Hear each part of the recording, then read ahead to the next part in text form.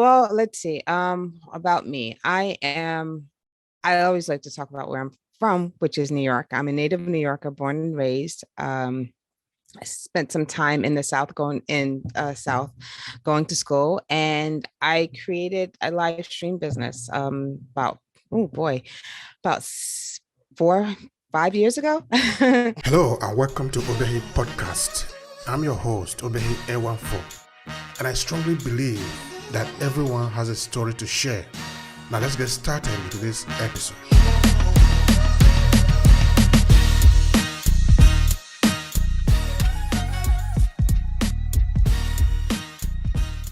And I started to actually live stream probably in 2015. So I came across just live streaming this new thing in Periscope, and it was amazing.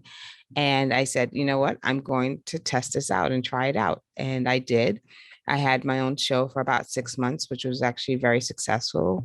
But then I said, you know what, I think I want to really spend time teaching others how to use their voice through live video, because I felt like live video was just a really, really great way to show your authentic side and to show people who you were and what you do um, quicker than any type of other medium, like other than writing and social media posting and stuff like that.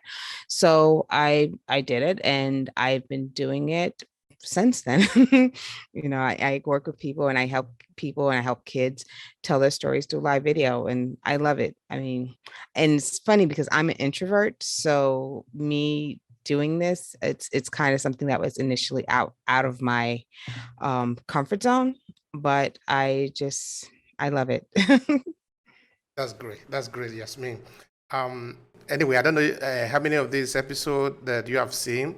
In Obehi Podcast, we pay a lot of attention to the African diaspora. Of course, that is our main target, no? That is the Right. target here. Mhm. And be who we are, African diaspora, our story is particularly important. So if Right. I keep asking you things about you, your childhood and things like that, it's because I love it, because it's about us.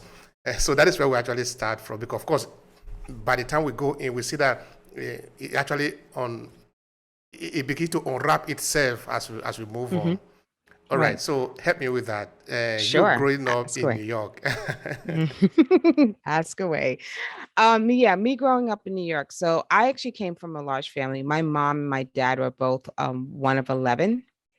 So for me, family was extremely important. I just remember, my husband has a smaller family, and we jokingly say, like, he jokingly says, I have no friends. Um, and and it's because, like, my cousins were my friends, right? My cousins were the ones that I hung out with. They were the ones that, like, with my mom was very overprotective. So if I said to her, I'm going to go spend a night at my cousin's house or my aunt's house, it was never really a question. Um, it was more of, you're going back there again. You kind of need to stay home.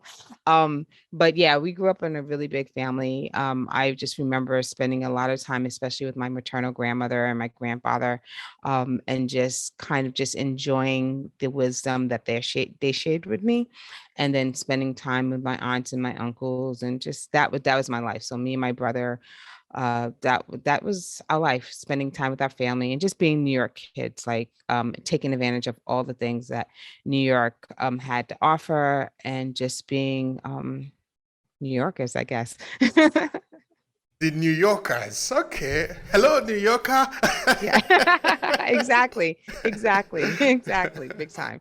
All right. So how is it really easy to grow up in New York, a city as metropolitan as New York? What is it like growing up in New York? I find that growing up in New York, kids are a lot more, they grow up a lot faster. They tend to be a lot more, I guess, responsible in some ways. They take on a lot more responsibility sooner, because, like, I know with, like, my friends who grew up in the suburbs, you had to wait to a certain age to be able to, like, drive and to be able to go out like just kind of like without your parents. And with New Yorkers, like growing up, like I had friends who were in like third and fourth grade who were traveling to school on buses and trains by themselves at that age. And that's what, probably about 9 or 10 years old. So uh, I think that growing up in New York, you definitely have to have some kind of, I guess, definitely street smarts. You have to have understanding of like what your surroundings are, and then you also have to be a go-getter. So like I remember at seventh grade saying, hey, you know what, I don't want to just go to school and then come home, and I want to find some other things to do. So like I remember literally at the time, I'm telling my age, we didn't have the internet.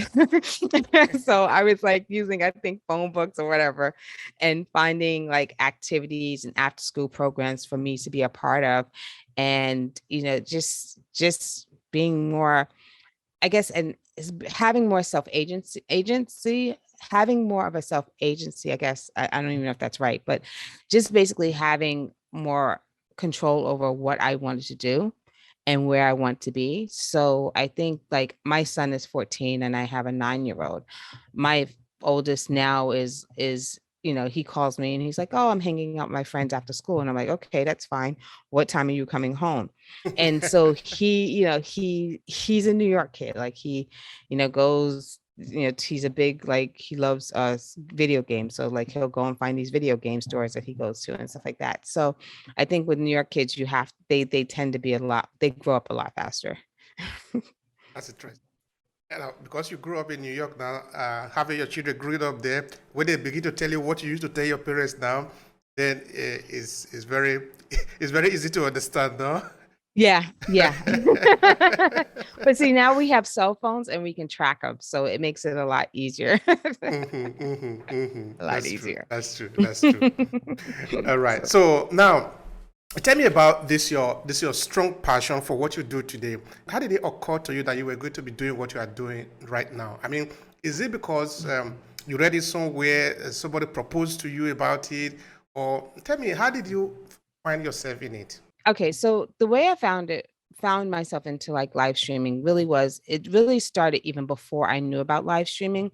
I had always said that if there was a new like tech or social media platform or something that I could get involved with at the ground level, I would do it. And I had, prior to getting online and doing live streaming, I had been like a stay-at-home mom a number of years.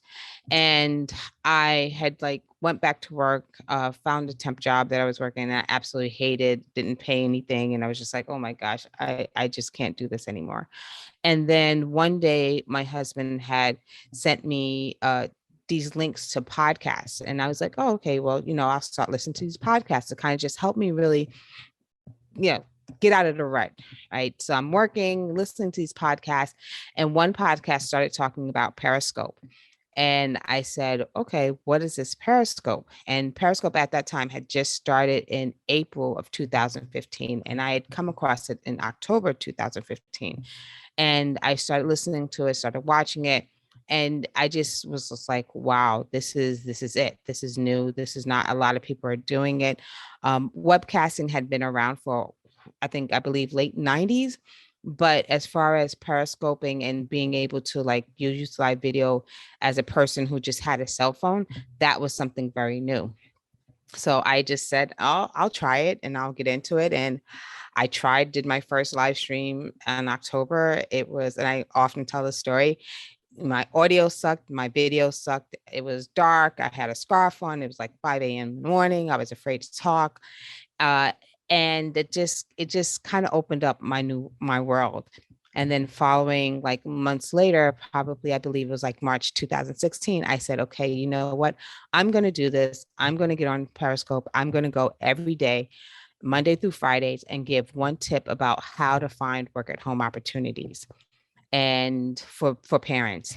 And from there, it just kind of blossomed. I started meeting people on Periscope, being part of a bunch of groups. I decided like in October, which was ironic, was like literally a year after I first got onto the platform. I decided that I was going to do my own talk show. And actually, it was going to be just like a one-time thing, but it was so successful that I was encouraged to do it on a weekly basis. And that's what I did. And it took me in so many directions, and it just gave me so many opportunities that I wouldn't had even thought of. And, so then I just, and the rest is history. I'm here sitting talking to you about my experiences eons ago. That's great, Yasmin. You see, these stories are important. No, they are important because there are other people who are where you are. You were there. They are still there Mhm. today. They have not moved. But by listening to you now, see how you have moved, how you have transitioned from that level to where you are today. You get the inspiration. This is the whole essence why we are here to Yes, inspire ourselves to move from that point where we are thinking that it is our comfort. Because really, yes. nothing is going to come to us in our comfort zone. Anyway, a friend of mine was saying one time that maybe if you are just sleeping on your bed, there is one probability, maybe out of 1 million or 2 million, that maybe a thief has stolen money somewhere and is running, and they see that your window is open and they just throw the money into you, and now you are Mm-hmm. lucky, you can be rich like that. Yeah, but Exactly. that probability, the chances that is going to happen is too slim. That is, the chances is too slim. Right. So what I Exactly. mean is that you really are going to have to take your chance. You are going to have Yes. to. Yeah, you do. You do. You do.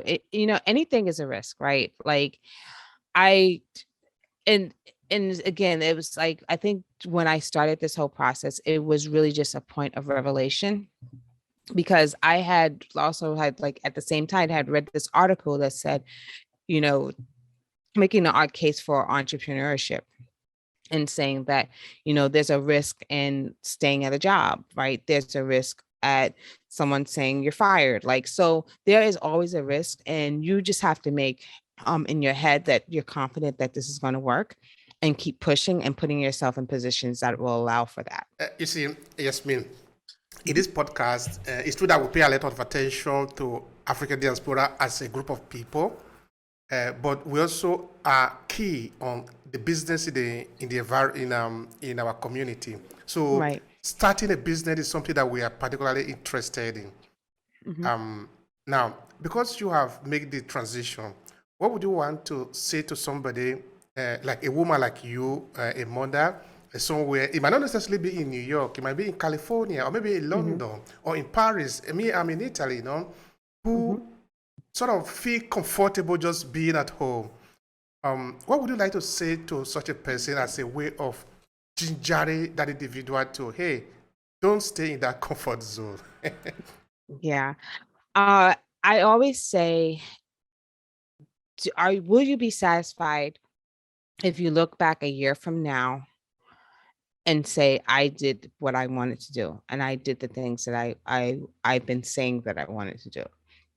And if you can say, if this is 2022, and if you say in to your 2023 person yourself, I was happy with what I did within the year, then great.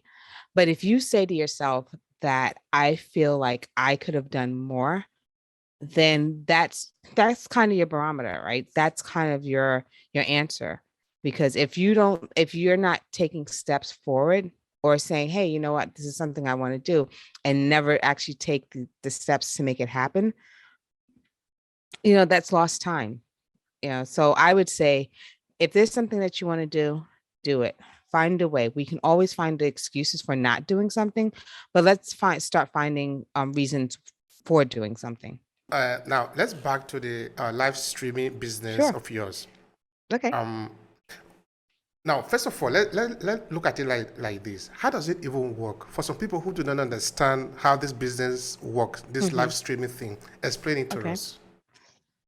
So are you well, okay, there's several aspects of it. So basically, I mean, with the live streaming, and are you speaking about like the technical aspect of it or just like why people are so enthralled with live streaming? I don't know. Actually, I'm trying to look at your space in it, how you run it, how you work with it. I'm not Okay. live streaming in general. Okay, if you can explain it in general, it's still Okay. fine. But actually, I'm interested in your space of it, Specific. your Okay. business model. In yeah. Gotcha. Gotcha. So we would basically work with in live streaming with we do live streaming in two ways, right? We have two programs, two target markets that we concentrate on. One, we work with kids, and we work with kids starting as early as grade 4 and going on up. So we do high school, there's some college, but I also focus is also out of school youth who tend not to be interested in going to college, but need some kind of set of skills that will allow them to basically make a living, right? And take care of themselves. And then we also work with like nonprofits and organizations and solo entrepreneurs who want to bring their offline stories online and using live video as a way to connect with their communities.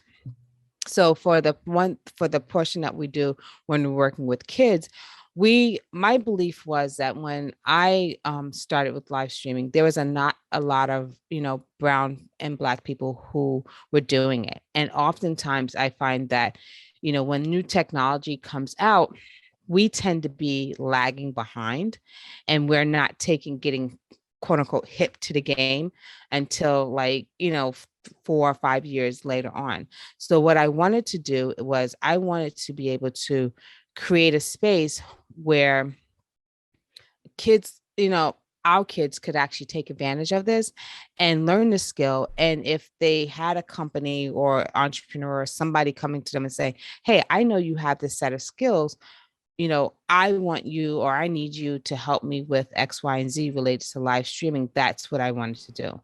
So it was really just giving kids the opportunity to learn. And especially since they're like doing YouTube and TikToks and they're doing all these things related to live video, giving them a way to kind of really channel that in a professional way, so that they can show up and who knows what they would do with it, right? And also tell their stories, which is the other big piece to it. So, Uh, and then, sorry, go ahead. That's good. That's good. All right. Now I'm trying to understand also looking at the skills that you will need to run the business now, Hmm. because one thing is to understand what you want to do. Another thing is to know how to do it. So when you Right. realize that this is what you wanted to do, how did you Hmm. manage to get the skill? Because like you said now, there were not so many people that were doing it at the Hmm. time. Right. So okay, tell me about it. How did you learn it? That was a lot of process and mistakes and errors and long nights and all-nighters and just looking at what others are doing and then figuring out how I can inject myself in the space. It was a lot. I don't think I really, to be honest, really got the hang of it until I started the business. And even then, it took me into another realm because at the time, I was just, and I'll full disclosure, my background, I was in Wall Street. So I started out working in like investment bank and credit derivatives and all that stuff. That's where my space was. And then when I got laid off and then stayed home and was raising my children, uh, I came across this. So my experience was not in production. Like I could not tell you what an ISO was versus a, f-stop was. But it was a lot of just kind of just watching YouTube, talking to people, being part of just different groups who were going through the same process that I was going through and just learning. Like I literally, when I did my show, I put my show together within 24 hours, and I was up all night. I did an all-nighter to get everything together, and I was just, I just learned it. It was really all self-taught. All self-taught. I haven't gone to one class. No, actually I take that back. I went to one class, but it wasn't even for live streaming. It was for like video production, but and I think it was like maybe for a couple of weeks, but I haven't really gone to any classes. It was just a lot of just kind of trial and error. Uh-huh. And those technical part of it, maybe how did you manage to begin to figure them out? What was it he? Yeah, I yeah. mean, it's a lot of it's I mean, it's reading it's talking to people who are doing it. It's asking really dumb questions, but I ask them anyway because I want to learn. Like I remember going into this, it was like a meeting or a network meeting when they were talking about live streaming. And these were like a lot of, I think I might have been the only like non-production person, but everyone was like in producing, they were in production, they were doing their live streams, they were using like equipment like, the new tech and the live view solo and just all these other type of like high end live stream production equipment. And I'm coming in there and saying, hey, yeah, I do my ticker using PowerPoint and QuickTime.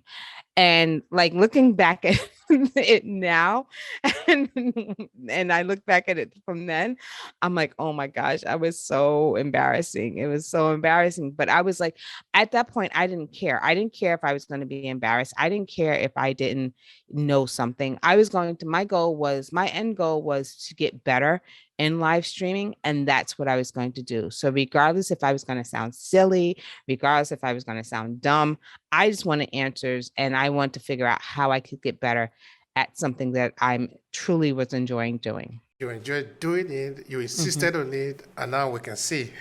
All Yeah, right. exactly. Now I teach others to do it.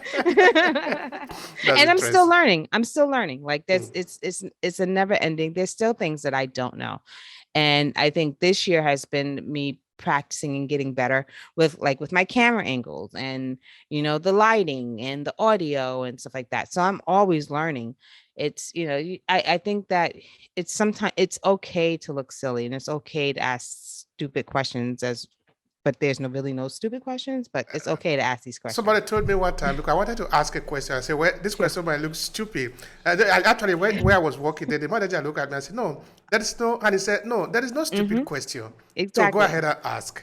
And I want to Exactly. believe that he's Exactly. right. Yeah, I mean, I kind of think there may be some, but I think like you have to think about it, right? You have to think about what is your end goal.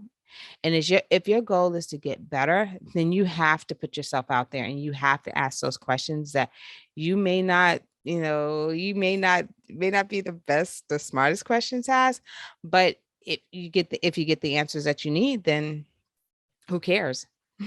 That's fine. It's the end at the end. It's because you want to get something clarified. If it was clear, you Exactly. would ask, no? Exactly. Exactly. So Exactly. right now, is live streaming your main business, or maybe Mhm. do you also do other thing along with it? Well, my live streaming for the most part is my main business. When I'm working with clients, outside of working with the students, when I'm working with clients, I do either it's kind of several ways that I would work with them, right? So I typically either work with kids, I mean with my clients who maybe they want strategy and including with the live streaming, but it's really all at the core of it, live streaming and based at that. Like I've had people who come to me and say, "Hey, you know what? Do you do promo videos, or can you record video, do a video of such and such?" And I'm like, the core of the business is live streaming because that's what I know. Like I know live streaming strategy. I know what you can, how you can come across and over camera. That's what I know. So that's pretty much what I stick to. And it also helps to kind of narrow because oftentimes you have videographers who are great at doing video work but don't know the live streaming side of the business. So I pretty much stay in my lane. That's good. That's good. Now, would you want to tell me a little bit more on the business model, how it work with you, the live streaming? Okay. So what we tend to do is we work with clients in the consulting capacity. We also work with clients if they say, "Hey, you know what? We just need you to come in and be the production crew for the day." And we also work with them if they need like a series to actually create a whole series, right? So I really enjoy the strategy piece to it because it allows me to kind of really share my experience and of what I've done in the past, which was producing, promoting, and repurposing the content of live video. So, like for example, I had a university that I was working with like last year, and all they wanted to do because of the pandemic was to use live video as a way to promote. the fund rate, the program that they were doing for the year, right? It was like an anniversary that they were celebrating, and they wanted to basically be able to promote that. So they brought me in to basically show them and give them ideas on how best to use these series that they were doing to promote and engage the community. I had another client who just wanted me to come in and just bring my crew and shoot the concert that they were hosting, and then that was it. So we work with the basically I say with three ways, but we work really in two ways. It's a strategy plus the production, or it's just production, or it's actually just consulting and strategy. So because sometimes some people, some clients actually have the team, so they just need me to come in and say, this is what you should be doing, and this is what my recommendations are. Now, your client, are they like maybe institution, Mhm. politics, business Institution. or individual? Mhm. Of course, you can also work for politician, or if when Joe Yeah. Biden was running, yeah, you can, why not? Yeah, yeah. I mean, I find that like with the live video and live streaming, you really can do it with anyone and any entity. But we've been mostly been working with a lot of nonprofits, and a lot of entrepreneurs, and then some businesses here and there, and then of course the students in the schools, like so the schools. So like sometimes we'll have nonprofits who also are youth facing nonprofits. So they'll bring us in and we'll bring our program in and we'll work with them that way. But then there may be some cases where they have maybe an event, something that they're trying to launch, and they have us come in and work with them in that way. So it really just depends. But I think anyone can do live streaming. I think that it's a really great way if you're trying to find a way to reconnect with the community. It's a really great way of doing that. All right, a couple of months ago, I went to Venice because there was a conference there. So I went Mm-hmm. with a friend where Mm-hmm. we streamed the event on Uh-huh. YouTube because of course we Okay. connected our OBS and some tools Mm-hmm. which we used to stream. In fact, also a couple of days ago, I was in a trade fair that was organized in Milan. So we also Uh-huh. did a similar thing. Basically, of course, we do some interview and all that. I don't know if Gotcha. that is similar to what you are doing, or because of course what we did, we have the camera tool that are facing Mhm. one for the guest, one Right. for also for the host, and Right. then Right. everything connected. So I don't know if you can explain to her if it is like that or something. Yeah. Yeah, it is. Anything that's involving a camera, a mic, an encoder, and pushed out to either a social media platform or a private link, that's what we do, right? So it's funny because especially with the pandemic now, like you have webcasting, which is really webinars, which is really virtual conferencing, which is, and then it's live streaming, which is it's same. It's kind of it's used interchangeably, but then if you're thinking about streaming, then you're thinking like Netflix and OTTs and all that other stuff. So it covers, there's a really wide range of it, and it really depends on who you are, what your goals are, and what you're doing. Like for example, what you're saying in your case, you guys went to a conference and you guys, decided that you wanted to interview people and you live streamed it using OBS. It's yeah, it's a big space, and there's so many different ways to kind of look at it, I guess. hmm But say maybe for example, because people that are watching this podcast, some of them are maybe podcast hosts like me, and some Hmm. other individual out there who are just maybe content creator in terms of maybe YouTube video and things like that. How will people like that benefit from what you do? Okay, so let me make sure I have the question right. So you're saying, how would someone who's a podcast host benefit from something that I do, which is through live streaming? Yeah. I think that you guys in a lot, you do this pretty much the same thing that you do with audio, you would do in this in the live streaming space. But I think the difference between how someone could benefit in the live space is that when you're doing podcasting, you're behind the audio. Like no one actually ever really sees you unless you're like putting pictures up or something like that. I think for a podcaster, adding the live video component allows your community to interact and to reconnect with you, and for you to really give another side, another dimension to what to the content that you're sharing. So like I know there are quite a few podcasters who actually do live video podcasting, right? So it's basically the same thing. The difference is you're recording it and then you're uploading it, as opposed to doing like something live where you're actually inviting your community on during the actual show and having them interact and comment on what you're doing. So I think that there's so many ways that you can benefit from it. Like you've been doing this for quite some time, right?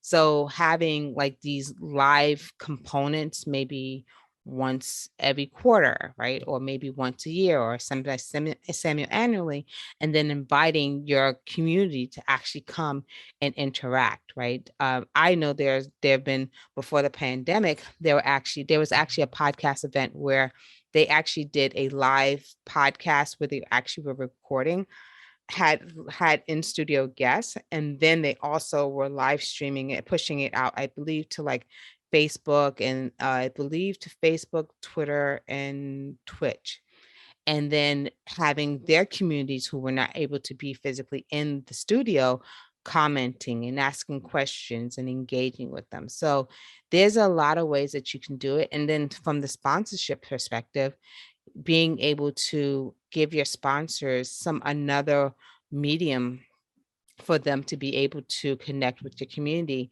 using live video is a really great way of doing that. All right, now looking back again at the Mhm. community, of course, the Uh-huh. community, we are concentrating on the African diaspora community in this case, no? Mm-hmm.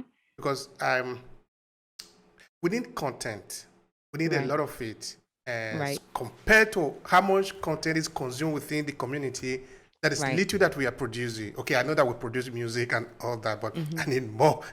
Right. So, Always more. Or more is always good. so since this is the sector that you are, and this is what you are also proposing, Mm-hmm. what do you think maybe need to be done? Because I see the work that you are doing, for example, it's already encouraging to others to do. Right. Because now they see you doing it, meaning that they can also do it because they are like you. Right. Compared to maybe somebody that is not like they doing it. Well, yeah, Right. they are good because, but they are not like me. I cannot be like them, no? Right. So in this sense, what do you think maybe we can do to create more content? Because we are consuming too much and we are creating less.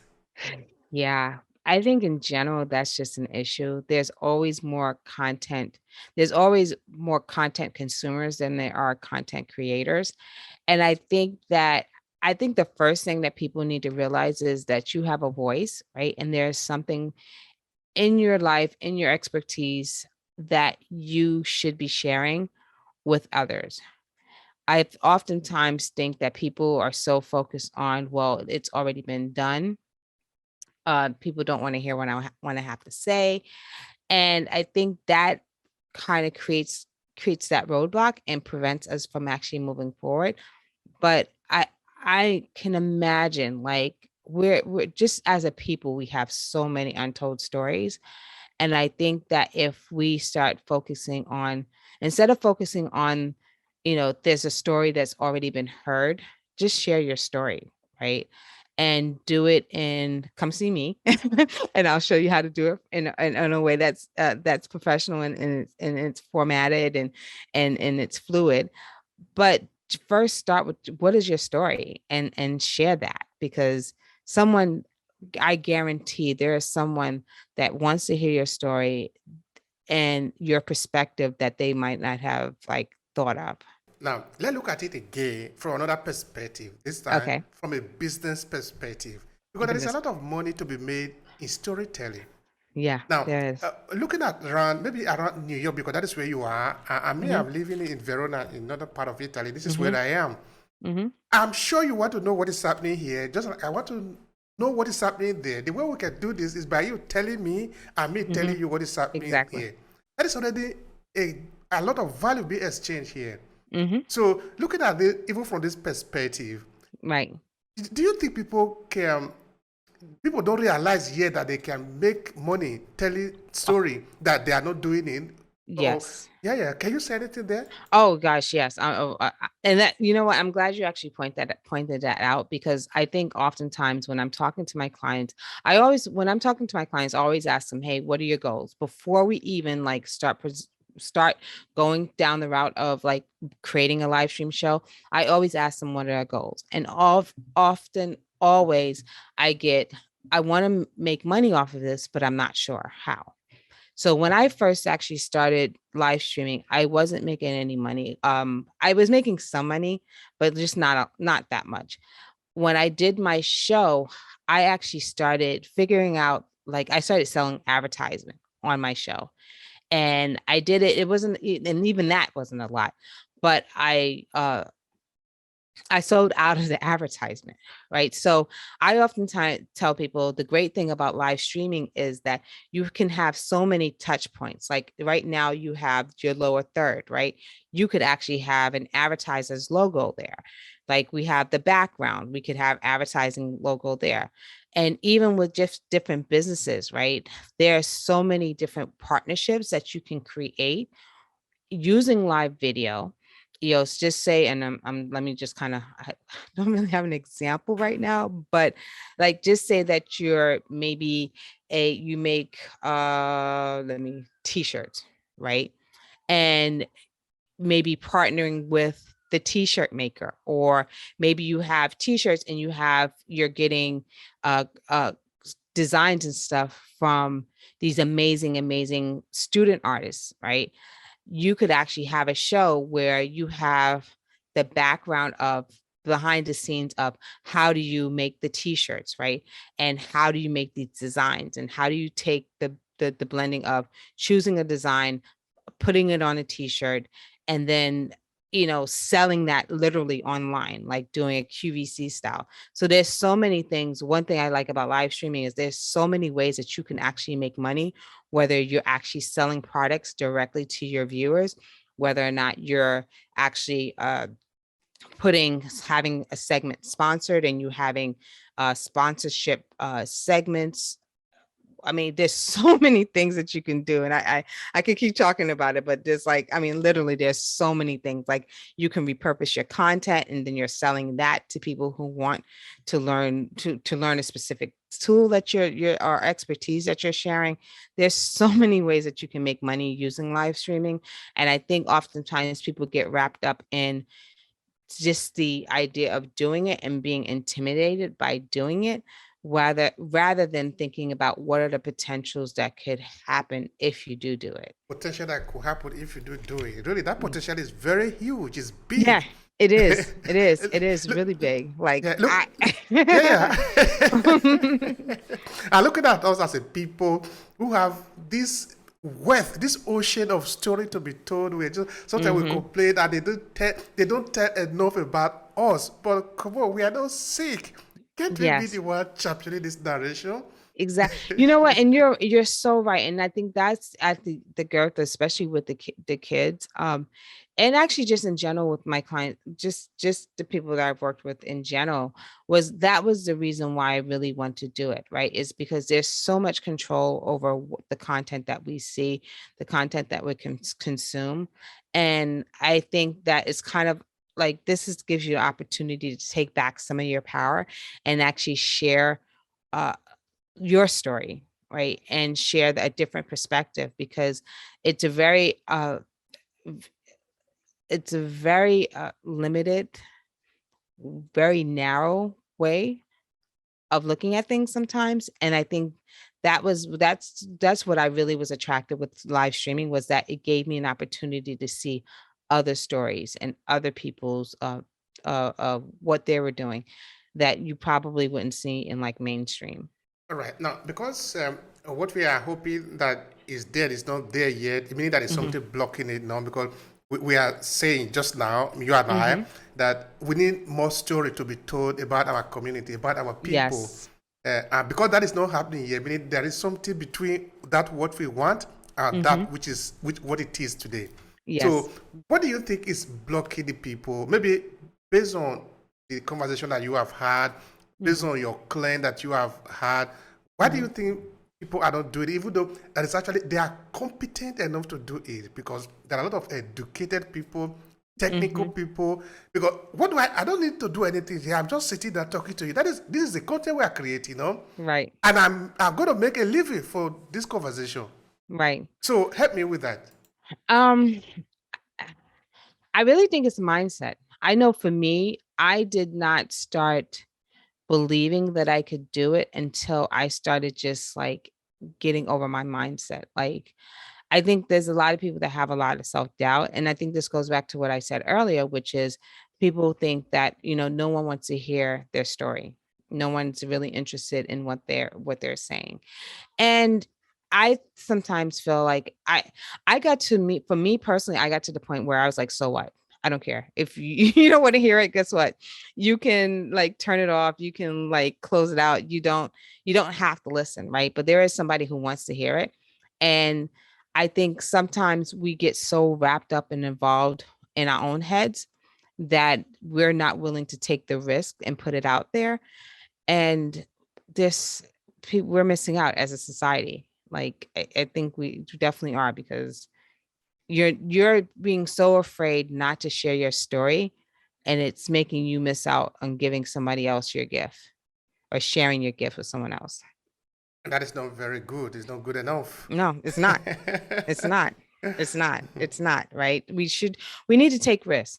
I often say to myself, and I share this always like with my students, with my clients, it's like, what's the worst that can happen? They can say no.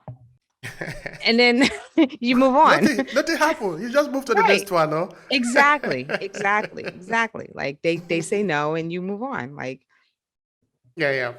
All right. Now talking about students, mhm, you did make mention of that of the fact that you work with children. Can you mhm. say something about that? Working with the kids. The reason why like I said, the reason why I wanted to start working with the kids was that I believed that this was something that students should know about, or at least be aware about, or at least try it and see if they would want to do it.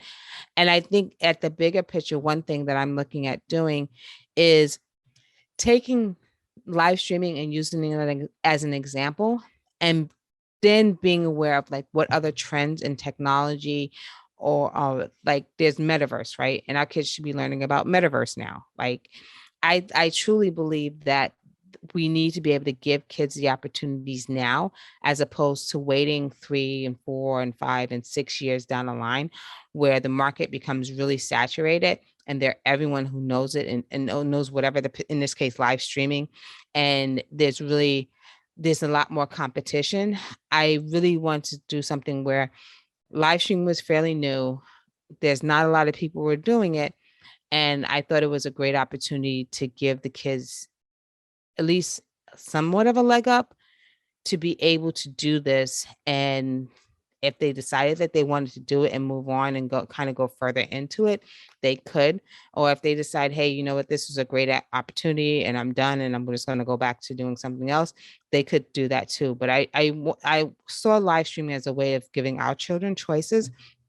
And that's what I want to do. It's like, I want to be able to expand this program all over the world to give our children opportunities to make their own choices. And what is the reaction of these children to the offer that you are giving to them? They like it. It's funny because I was actually talking to a school recently, and one of my contact was sharing with one student of hers what they were trying to do or potentially do, and the student was like, wow, that's fire. So so they are into it. I mean, I have some kids who are like, I don't want to be on camera, but I want to be behind the scenes. Like, I want to do this.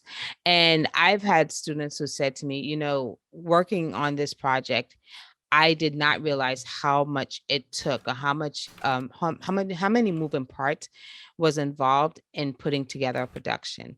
Uh, like so they're very receptive to it, and they like it because they get to kind of choose where they want to be and how they want to shine and how they want to show up. And then I also find that they're oftentimes bringing together kids who haven't worked together before, but during the process of them working together, they really recognize that it takes a team. And if one person is not doing the work, or one person is not showing up or not doing their best, it has a deep impact on the whole team. So everyone tries to work together to make sure that, if such and such is not having a good day, okay, let's have a conversation with them. Let's see how they're doing.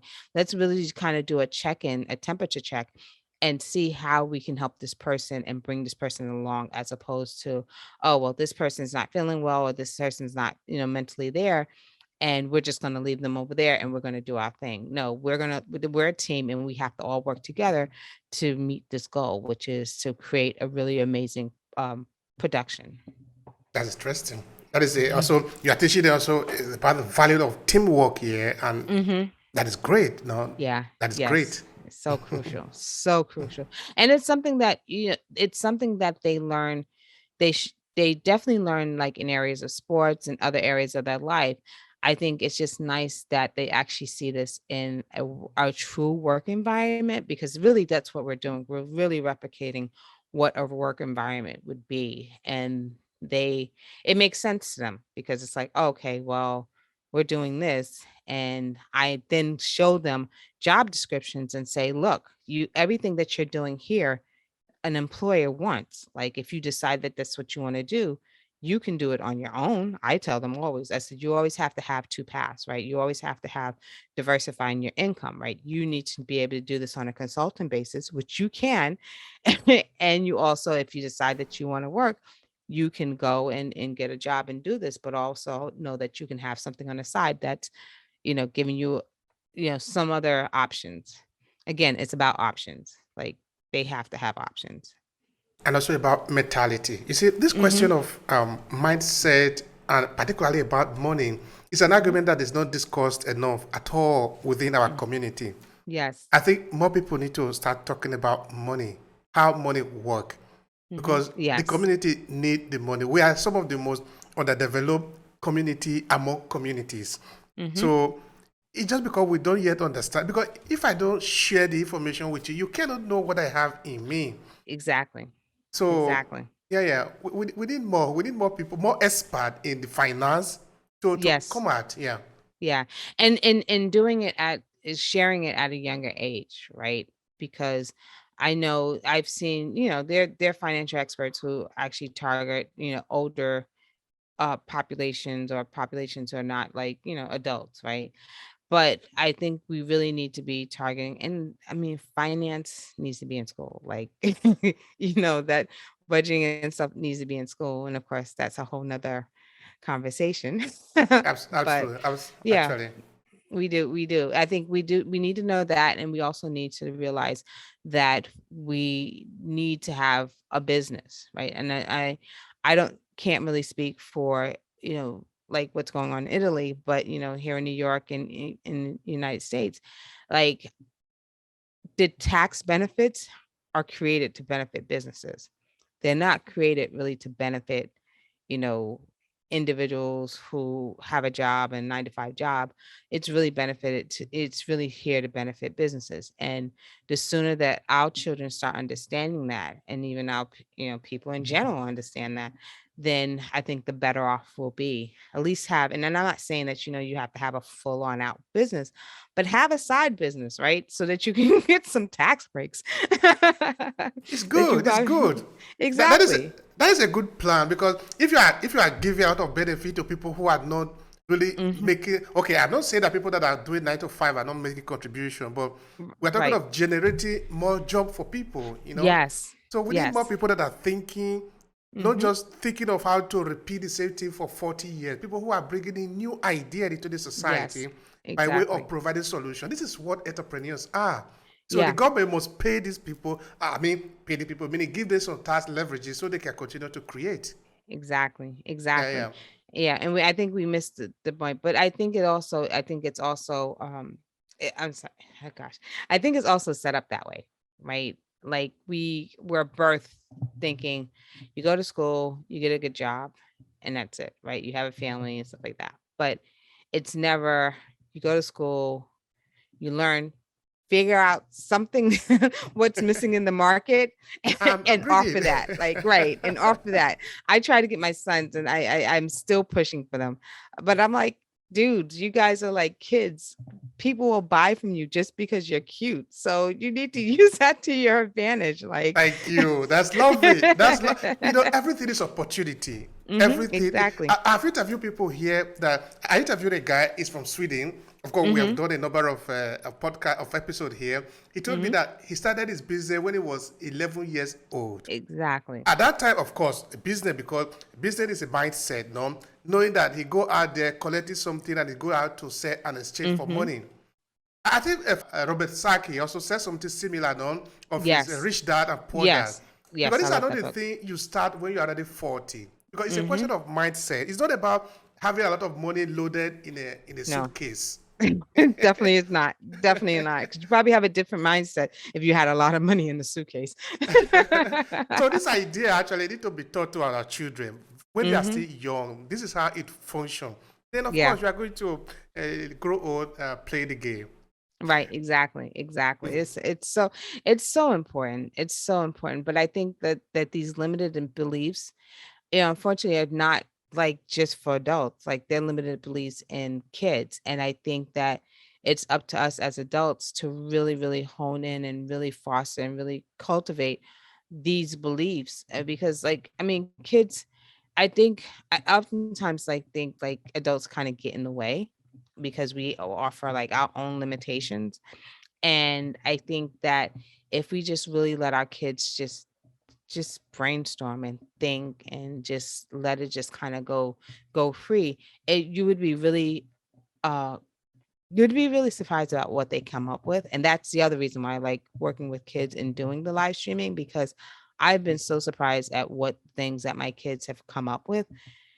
And we just go for it. Like I always tell them, I'm open to just about anything. Just don't embarrass me. Just be professional. But I don't want. But at the same time, I tell them I don't want to limit what you guys are trying to do. You guys have gifts in this world, and you need to put it out there. And they That's they lovely. do it.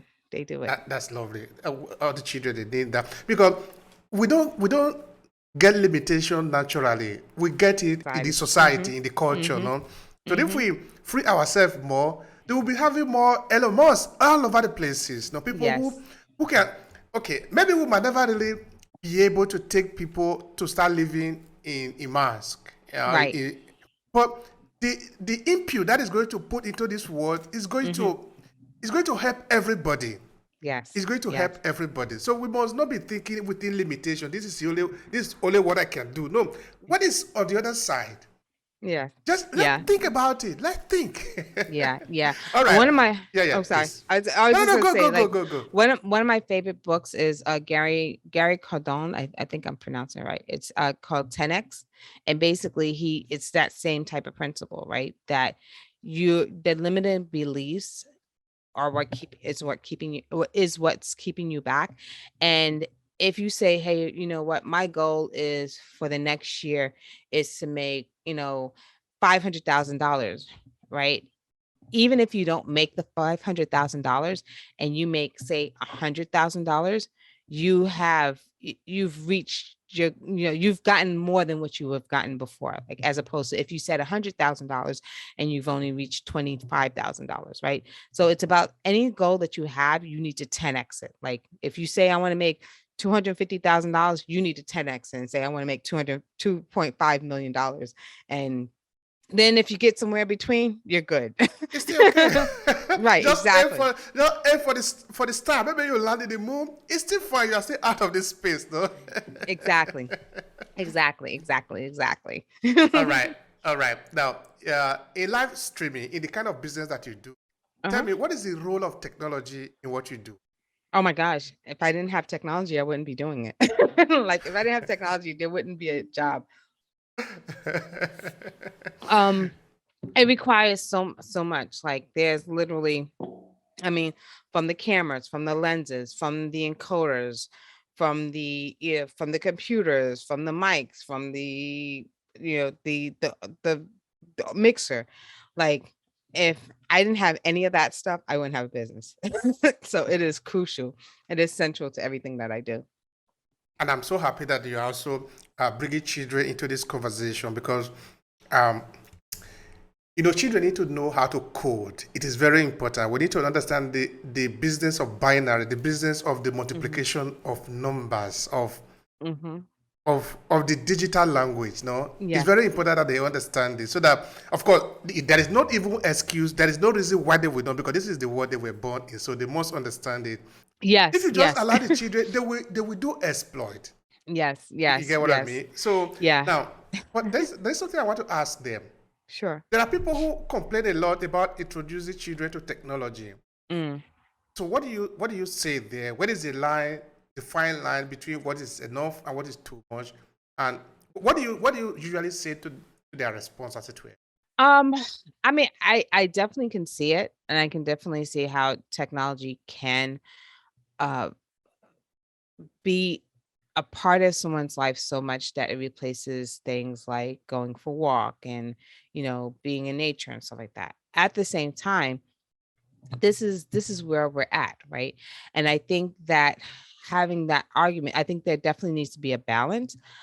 But there's so many people that I know, especially in our communities, who are not technological savvy, and that's a problem, right? That I think puts some kind of like hinging on what they should or could be doing in life. So, excuse me, I'm a technology advocate. Like, I was laughing at my husband the other day, and I was like, literally, I think we have more than several laptops, all like, and not even like old laptops. They're like brand new laptops uh in our household. My son, my youngest, my oldest have been on technology since they probably could like cut their tooth.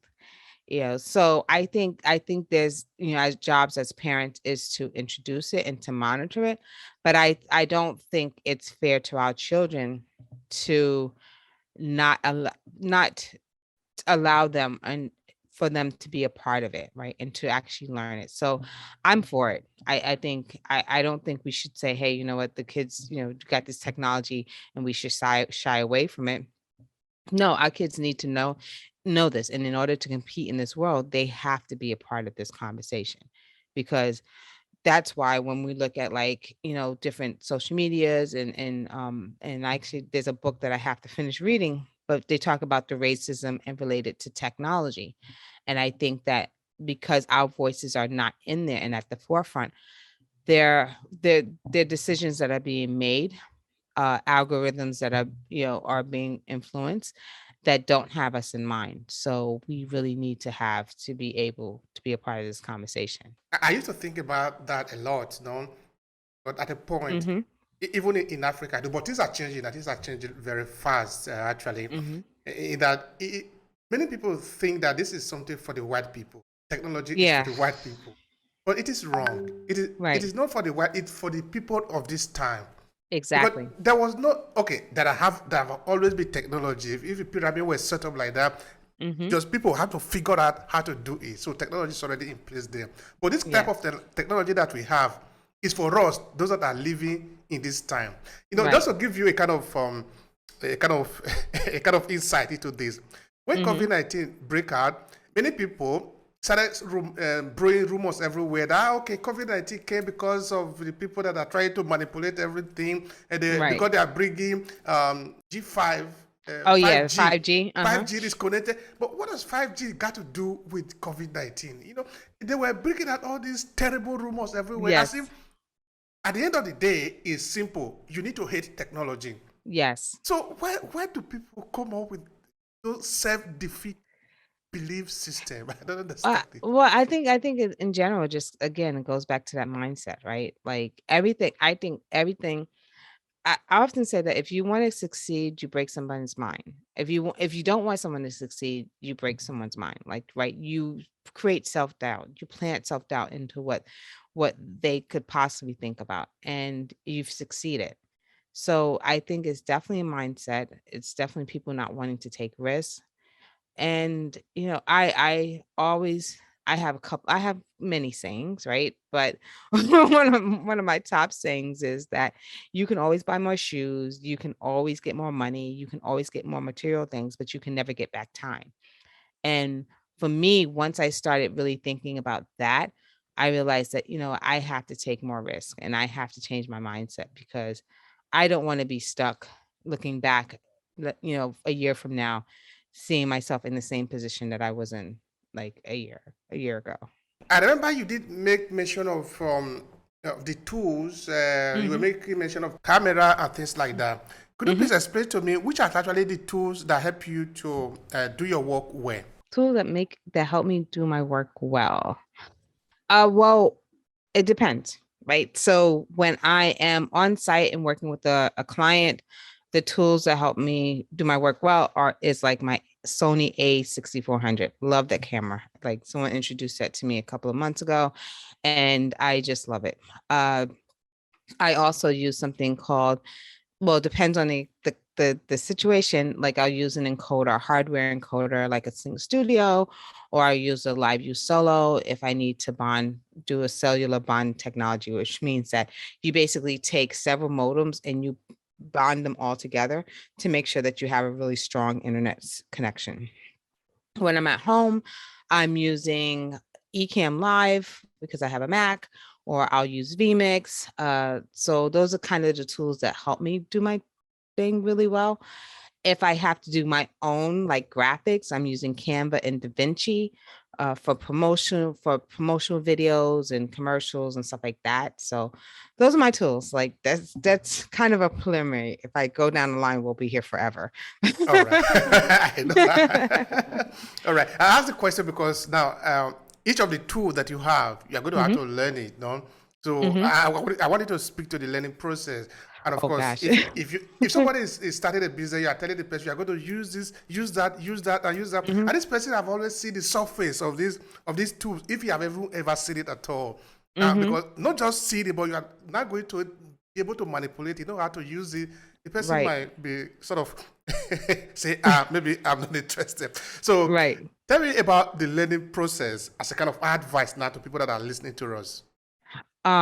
Said learning process as advice. I would probably say my learning advice would be try it on your own first. Start with where you're at, look around, see what you have at your disposal. If you have a smart or a smartphone, use a smartphone. Make sure you have good lighting. I think you just need to start with where you're at and just build on it. I actually learned on OBS, and that was a big learning curve and a long and arduous learning process. But I think that the great thing working with OBS was free, right? So if as much as possible, start with the free platforms and learn that way. And then you can start building into other higher end platforms and technology and hardware and stuff like that. But start with where you're at. Like I started with literally an iPad, a laptop, using my camera on my laptop. And I would take lights and lamps and just stick them however I could to make sure I got great lighting. And you just start building from there. My first job doing production was literally with a tripod and an iPad.